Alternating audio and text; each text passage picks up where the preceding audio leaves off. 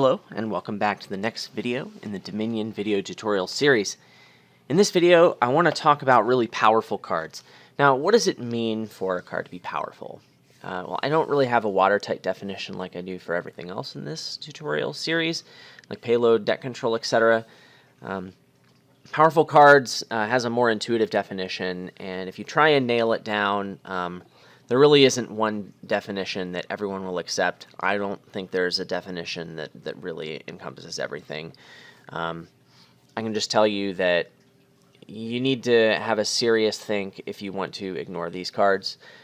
Any of these cards on this list are really, really strong to the point where a lot of games will revolve around how well you can use the cards, and building a deck that is built around the effects that these cards have because they're just so powerful.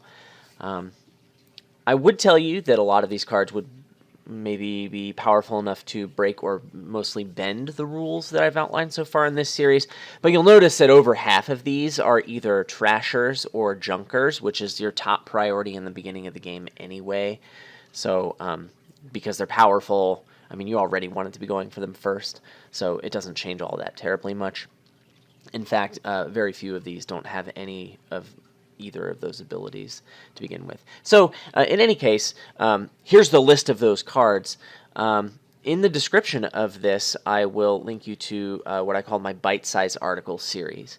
And basically, it takes these cards, the top, roughly 10% or so from card power rating polls that I've done in the past, and it will link you to a brief article, 300 words or less, just explaining why the card is powerful and briefly what kind of deck you may want to build because of the card. If there is a more detailed article on a card, the bite-size article will link you to that article if you want more detail, and those can be any length. Some of them are quite good. If I link them, I think they're good enough to read and they don't have any bad advice in them. So if you want more detail, I would encourage you to check that out. If a card on here doesn't seem very powerful to you, then that article will at least give you a brief overview of why the card is powerful. Now, if an article doesn't appear on this list, that doesn't mean that it isn't powerful, and it doesn't mean it will never be powerful. In fact, not all of these cards will always be powerful on every single board.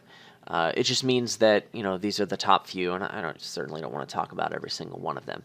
But all of these are definitely very good cards. I say good and powerful a lot. Again, the meaning for this and the way you internalize it is probably going to be different than anyone else, including me. So I don't want to direct you too much on that. But I will tell you that, other people will tell you that certain cards are very powerful that aren't on this list. And, I certainly have my opinions on some cards that don't make it onto this list. And that's okay. The point is, the ones on this list are voted to be, powerful like 9 out of 10 or 10 out of 10. By just about everyone using just about any criteria that they could come up with. And that's a wide variety of things.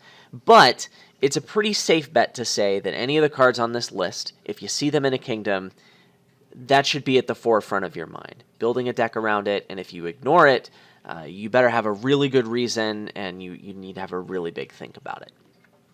Anyway, thanks for watching this video. Hope you check out the Bite-Size Article series, and I'll see you in the next video.